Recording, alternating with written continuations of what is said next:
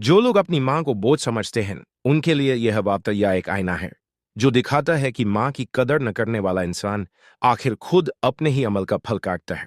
एक अरब कबीले के लोग सहारा में अपने मवेशियों के लिए चरागाह की तलाश में रहते थे। उनमें से एक शख्स की मां बहुत बूढ़ी हो चुकी थी और वह उसका अकेला बेटा था।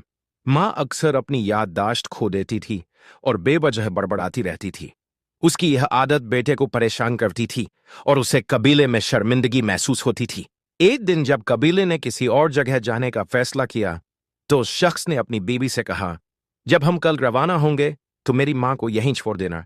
उसके पास थोड़ा खाना और पानी रख देना ताकि कोई आकर उसे ले जाए या वह मर जाए। बीवी ने जवाब दिया, ठीक है, मैं आपकी बात मानूंगी। अगले दिन जब कबीला रवाना हुआ तो उस शख्स की बीवी ने उसकी मां को वहां छोड़ दिया, मगर उसने एक अनोखा काम किया। उसने अपने बेटे को भी उस बूढ़ी औरत के साथ छोड़ दिया। यह बच्चा उस शख्स का पहला बेटा था और वह उससे बहुत मोहब्बत करता था। जब कबीला दोपहर में आराम करने लगा तो उस शख्स ने अपने बेटे को बुलाया। बीवी ने कहा, मैंने उसे आपकी मां के साथ छोड़ दिया है, हमें उसकी जरूरत नहीं।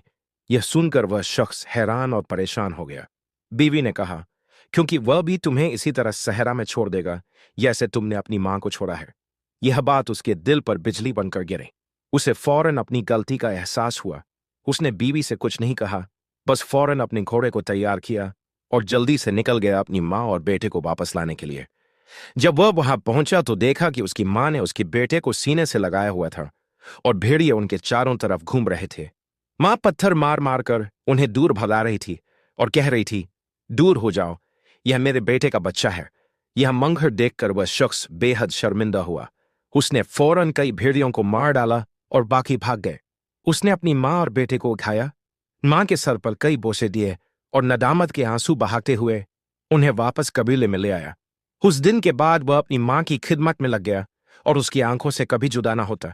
अब जब भी कबीला कहीं और मुंतकिल होता तो वह सबसे पहले अपनी मां को ऊंट पर सवार करता और उसके पीछे घोड़े पर चलता।